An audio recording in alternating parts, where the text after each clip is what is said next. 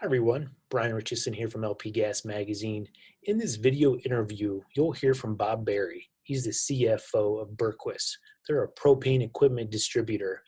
Bob recently became chairman of the National Propane Gas Association, and I had a chance to ask Bob about his new leadership position and more. Start out, Bob, can you give us a little bit of background just on your career in the propane industry and how Okay. you became CFO of Bergquist, that path along the way? The I started at Bergquist in July of 1986. My father-in-law had bought the company.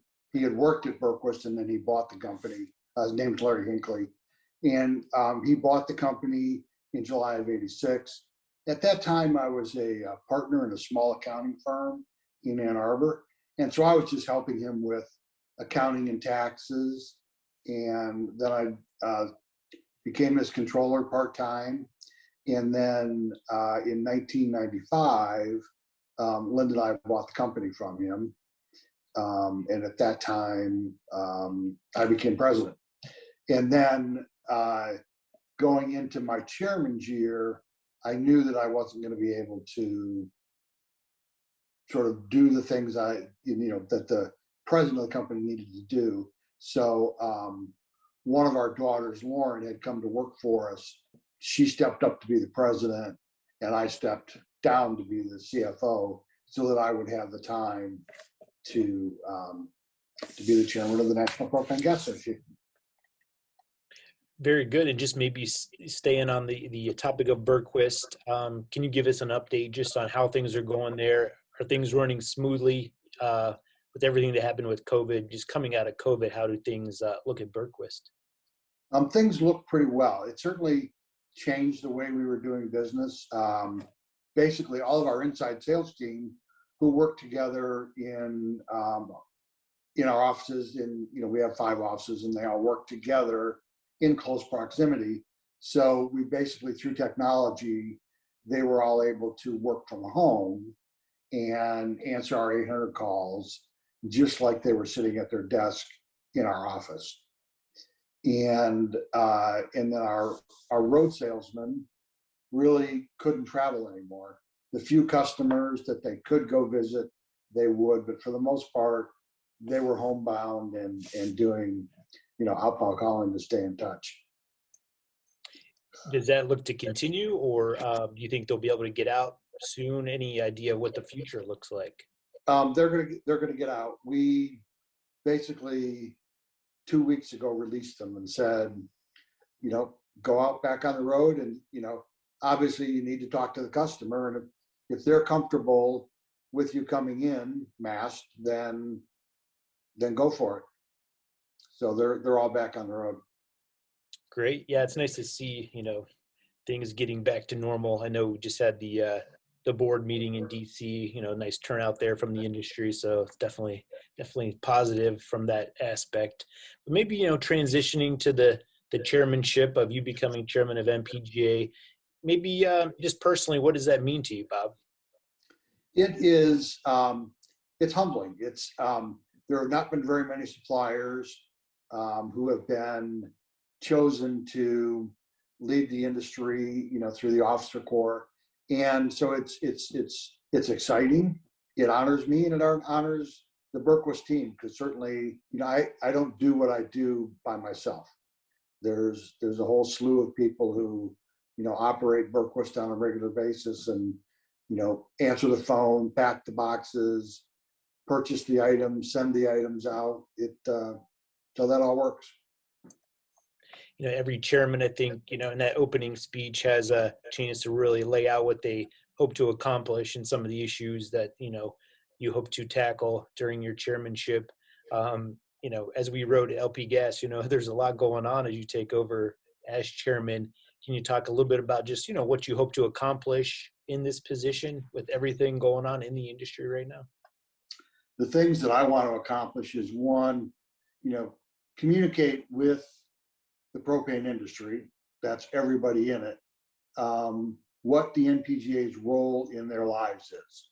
What does NPGA bring to the table and do for all of us in Washington, D.C., in the legislative and the regulatory environment.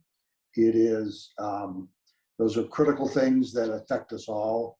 And we have a talented group in Washington that are taking care of that business for us. And until you are involved and you see this, you don't really know what they're all doing, but it's a lot, and it helps us do our jobs every day. And the other thing is to continue our ongoing collaboration with PERC. Again, we have two national organizations. NPGA does the lobbying and the regulatory, and PERC is the friendly face of the industry to the consumer. And it's important that we work together, and I think we are working together, and just to keep that collaboration going. What do you view as maybe those biggest 2 or 3 issues facing the industry right now that MPGA is tackling, and that you feel maybe that you can put your imprint on with everything going on? I think the biggest challenge we are facing right now is the environmental lobby. There are groups and organizations who see fossil fuels as evil. Propane is a fossil fuel, and they're being very aggressive to try and limit the use of fossil fuels. And we just need to make it clear that we are a good fuel, and that we have a role in the path to decarbonization. What do you think some of those first steps will be for you, in this position? And, in past years, obviously before the pandemic, it seemed like the chairman got out and about a lot, traveled, around the industry. Do you think that'll be possible for you this upcoming year and next year? It will be possible. I mean,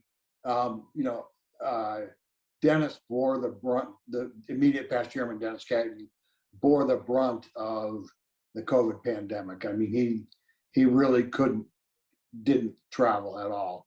So for the most part, I am going to be able to travel. Any state that wants me, I will be there. I think that there's a dozen or so right now that I'm lined up to see over the summer and into the fall. And I enjoy travel, and I enjoy meeting people from all over this industry. One of the big topics coming out of that board of directors meeting was MPGA's decision to raise dues for the members, and I know it's was talked about as being related to everything going on, as you mentioned, with the environment. Maybe can you explain to our viewers why MPGA raised dues, and what really is the end game there, as far as what's happening in the industry? NPGA has not raised dues in what will actually be 7 years by the time the dues increase takes effect. And so over those 7 years, like everybody else, our costs have gone up. People, things don't cost the same that they did 7 years ago. Our staff is not paid what they were 7 years ago. So there was a basic, just our basic operations, we needed some more money just to, because we've been operating in the red the last couple of years. If anybody reads our financial statements, which are, published with the board packets, they could see that. But then you lay on top of that the fact that we need to do this environmental messaging, which means we need to be in the legislative and regulatory spheres at not only in Washington, but in every state. And we need to help our states get the message out that propane is a equitable alternative fuel. And that message isn't cheap.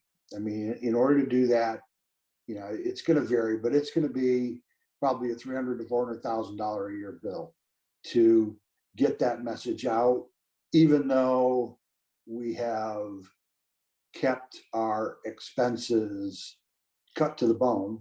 Our current CEO, Steve, has done a pretty tremendous job of consolidating vendors, asking the question of why are we doing what we're doing and can we do it differently and less expensively?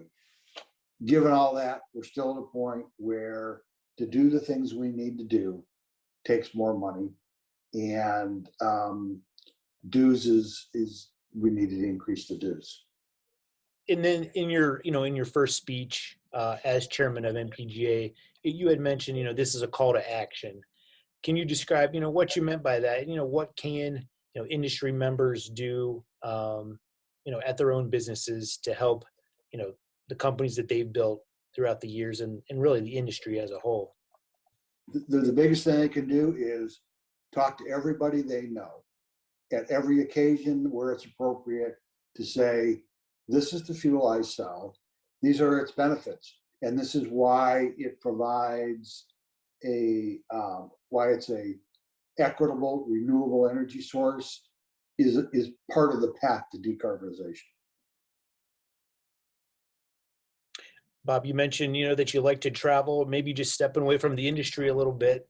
What does Bob Berry like to do away from the office, away from propane when you do have that Um, time? Probably the thing I like to do the most is we live on a small lake near Ann Arbor, Michigan. So our children and our grandchildren um, regularly frequent us to go, out of the pontoon boat or get towed behind the speedboat on skis or a tube. So family time with our children and grandchildren. That's that's what I like to do. And then the second thing I like to do is travel. That's Bob Berry, the CFO of Bergquist and the new chairman of the National Propane Gas Association. Just to note that we'll have coverage from NPGA's mid-year board meeting that will appear in the July 2021 issue of LP Gas Magazine. Also have coverage from the new policy forum that NPGA held and more details about its dues increase. Thank you, everybody.